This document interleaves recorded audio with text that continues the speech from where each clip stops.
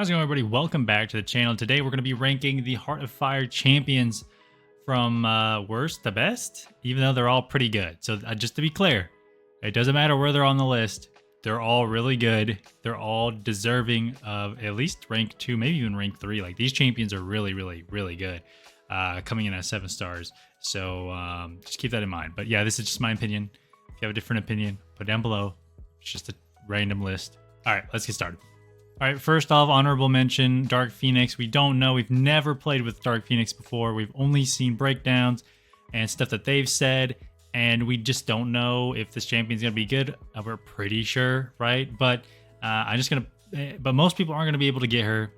This is the first time I'm ever going to be passing on trying to get a trophy champion, because I've seen the solo milestones today that came out. I'm still going to be like hella units off, so I'm probably gonna miss out on her. I don't plan on spending any more money on this event, so if I'm not gonna get her, I know a lot of other people aren't gonna be able to get her. So yeah, I'm just putting her as honorable mention. If you get her, you're probably taking her to rank 4, but good luck to you. All right, starting at number 5, we have Apocalypse. Absolute beast, chunky health pool, so many good synergies. He has the ability to turn Kang into a beast, which is why I have Kang at rank 3 to begin with. And he also has the ability, all his synergies with the mutant champions that he has synergies with, just turn them into just even more amazing champions. Like, look, Mr. Sinister plus 50% degen potency. That's nuts. Storm, 60% chance on heavy to inflict a shock debuff, dealing blah blah blah. But then if you can turn her into a Horseman of Apocalypse, they last longer, and heavy attacks refresh the shock debuffs. Like, there's just crazy combos here with really good champions. And the Horseman, he can turn any mutant into a Horseman, which just allows them to basically gain extra effects here. You know, bleed resistance, 100% bleed resistance, plus 30% offensive ability accuracy, go unblockable when the opponent purifies the debuff, indefinite prowess, increasing special attack damage by 50%, go unstoppable when you get struck. Like, so many good things. I mean, he's just a unit, man. Absolute unit. He's a very close to 4 in my book. Yeah, just amazing. All right, at number 4, we have Immortal Abomination. This dude just absolutely melts anyone who can be poisoned. He used to be my favorite champion to run an event quest, because he would just dominate. He's one of the champions. He's much like Apocalypse, where I stopped ranking him up because he was so good that I didn't need to rank him up to see any benefit from it. And then he kind of just got stuck at a 6-star because he never came as a 7-star. So it's exciting to see him show up here. And if you put him on the right node, he's a really tricky defender if you don't have the right matchup with his acid burn and whatnot. Really, he's just a really high damage dealing champion. There's not too much I need to say. If you want to see any more gameplay, you can go and look him up. Very, very, very good champion. Really like this guy. Yeah, he's at my 4th spot. All right, number 4, we have Tigra. I would have this champion at number 5, but I'm just trying to take everyone's thoughts into consideration here. I think she's number 3. People said that they can do crazy things with her. I believe it. I just think, for me, it's just too much to learn all the fights that I'm already used to fighting with an easier to use missing champion. So if I got her, she'd probably just sit at rank 1 maybe.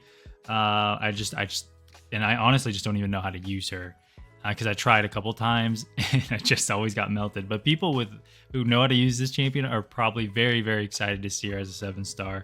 Again, not my cup of tea. Would not be excited to get her, but I know there's tons of people who would be excited. I've seen some gameplay, and when I copy other people's gameplay with her, I just get hit where they don't. So I don't know. That's just I guess more of a skill issue for me that I just don't want to deal with. But I have her here at 3. If you want to learn a champion like Tigra, she's very, very good. I've seen the damage she can do. So there you go. Number 2, we have Future AntMan. Now, he's very close to 1 and 2, obviously interchangeable. This dude is a beast. I I mean, he's one of those champions that I actually, if you remember, I think way back in the day I first guessed being really, really good. Because I got him out of the 6-star featured crystal for... I don't even remember who it was, but I got him instead of the champion I was going for. He was like the sub-featured.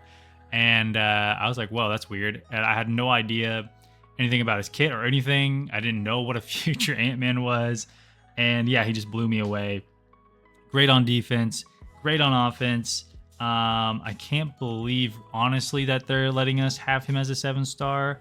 Yeah, that seems pretty nuts. So he's definitely going to be meta relevant for a while because my 6-star, these last two, by the way, are 6-star champions that have ascended that are still running in my deck, my Battlegrounds deck today, even though I'm consistently in Gladiator Circuit. So these guys are really good. But yeah, I mean, definitely, if you get him, rank him up because he's going to be doing some work for you in all facets of the game.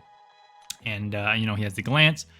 He has the power detonation that's really fun to use. Nano armor ups. So like if they get I think if they get nullified, he just gains them passively.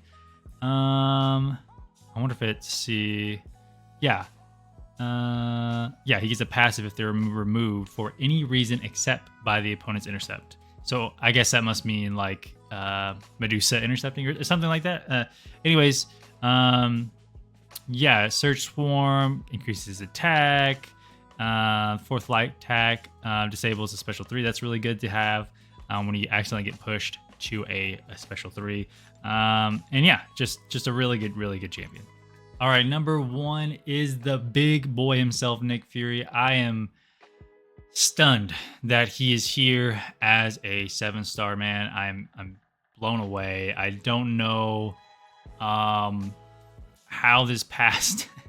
I don't know if they're running out of champions to put a 7-star, but this guy coming into the 7-star is nuts. So unless they have someone coming up soon that's meta relevant that deals with this guy really easy, he's a pretty tough.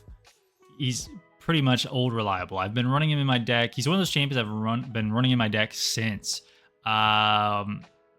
really 6 stars could be maxed. I mean, since Battlegrounds started is what I should say.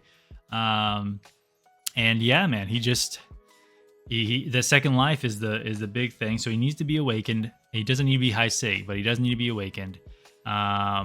He basically just gets this life model decoy, and his whole thing is he just wastes so much time on defense that he consistently will get you wins, especially at rank 4 Nick Fury. That sounds nuts. There's really only, I think, 3 champions off the top of my head who can deal with him really quickly. Is it Danny Moonstar? Not a whole lot of people have her ranked up pretty high. I do, but not a whole lot of people have that champion ranked up high. I think Penny can deal with it too. I think there's a rotation that Penny can do.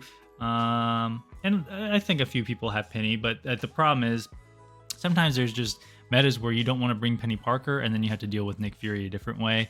And then I don't really remember the other one. I think Archangel can do it if you time something right. But anyways, those are really the only champions who can deal with that life model decoy consistently. Oh, and I think Count Nefaria can, funny enough. But yeah, anyways, very low amount of champions to like cheese him, I should say.